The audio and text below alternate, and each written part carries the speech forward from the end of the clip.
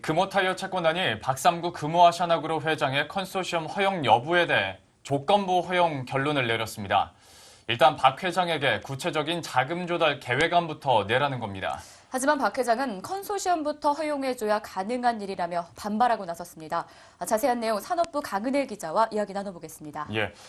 강은혜 기자, 먼저 컨소시엄 조건부 허용이라는 게 이게 어떤 의미를 담고 있는 건가요? 네, 일단 채권단이 박 회장에게 1조 원에 달하는 그 인수 자금을 어떻게 조달할 것인지 그 계획을 일단 제출을 해라. 그러면 그것을 보고 차후에 컨소시엄 허용 여부를 결정하겠다. 이렇게 밝혔는데요. 예. 기존의 그 우선 매수권을 양도할 수가 없다. 이렇게 전면적으로 부인했던 기존 입장에서 한 발 물러나서 누구에게 양도하는지를 보고 결정하겠다. 이렇게 입장을 바꿨습니다.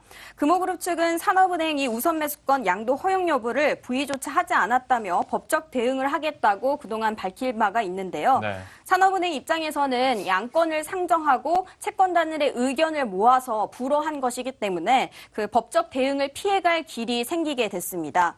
또 구체적이고 타당한 컨소시엄 구성안을 가지고 오면 다시 검토를 한다고 하면서 공을 박상구 회장에게 넘긴 셈이 됐는데요. 박 회장은 우선 매수권 행사 기간인 다음 달 15일 전후로 이 자금 조달 계획안을 산업은행에 제출해야 합니다. 그런데 금호 아시아나 그룹 측에서는 이해할 수 없는 결정이라며 채권단 선택에 대해서 좀 비난을 하고 있지 않습니까? 그 배경 어떻게 보이나요? 네, 말씀하신 대로 금호 아시아나 그룹은 채권단의 결정이 내려지자마자 곧바로 이제 보도자료를 통해서 공식 입장을 발표를 했는데요. 이 그룹 측은 컨소시엄 허용 논의가 마치 나중에는 컨소시엄 그 조건부 수용이라는 것 자체가 나중에는 컨소시엄을 허용해 줄 것처럼 그렇게 알려지고 있지만 사실은 이것은 채권은행들이 다시 그 표결을 거쳐야 하는 사안으로 이것은 마치 그 사실상 협상이 원점으로 돌아간 것이나 다름이 없다. 이렇게 반발을 하고 있습니다. 그러니까 즉 조건부 허용이라는 것은 컨소시엄 불허나 마찬가지다 이런 설명인데요. 예.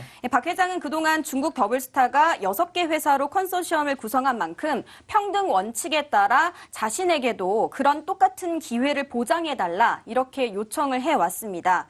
일단 컨소시엄을 허용을 해줘야 그 재무적 투자자들을 끌어오고 그에 따른 조달 계획도 제출할 수가 있는데 이번 채권단의 결과는 선후 관계가 좀 잘못됐다 이런 설명입니다. 금호아시아나그룹 관계자의 설명을 직접 들어보시죠. 선후관계 자체가 먼저 그 컨소시엄 구성 여부가 결정이 돼야지 이 어떤 SI가 있는지를 낼 수 있다라고 말씀을 드려서 그렇기 때문에 컨소시엄 관련돼서 이거를 분위에 올려달라고 요청을 드렸던 거거든요. 네, 이에 따라 박 회장 측은 그 채권단이 요구한 자금 조달 계획과 컨소시엄 구성안을 산업은행에 제출하지 않겠다 이렇게 입장을 밝혔습니다. 대신에 기존 입장대로 절차상 문제 등을 들어서 법적 소송을 제기할 가능성이 커지고 있습니다. 예.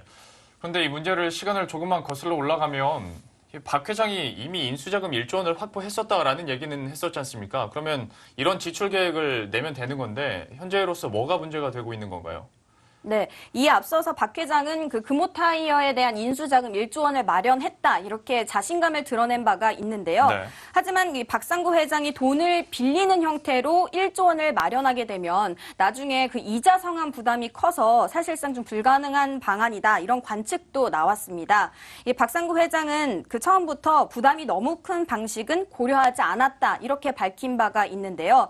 즉 처음부터 컨소시엄을 구성해서 여기에 우선 매수권을 양도하고 컨소시엄이 금호타이어를 그 인수하게 하는 그런 구조를 구상했던 것으로 보여집니다. 네. 그래서 박 회장이 컨소시엄을 허용해달라고 채권단에 계속해서 요청을 했던 건데요.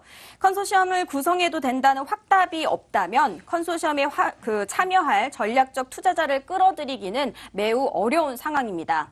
즉 누구랑 컨소시엄을 구성할지 일단 계획을 가지고 오라는 채권단과 그다음에 컨소시엄 구성을 허용하지 않으면 투자자를 끌어들이기 어렵다는 금호아시아나 그룹의 그 힘겨루기가 다음 단계에서는 어떻게 진행될지 주목됩니다. 네, 지금까지 강은혜 기자와 함께 구체적인 내용들 다뤄봤습니다. 수고했습니다.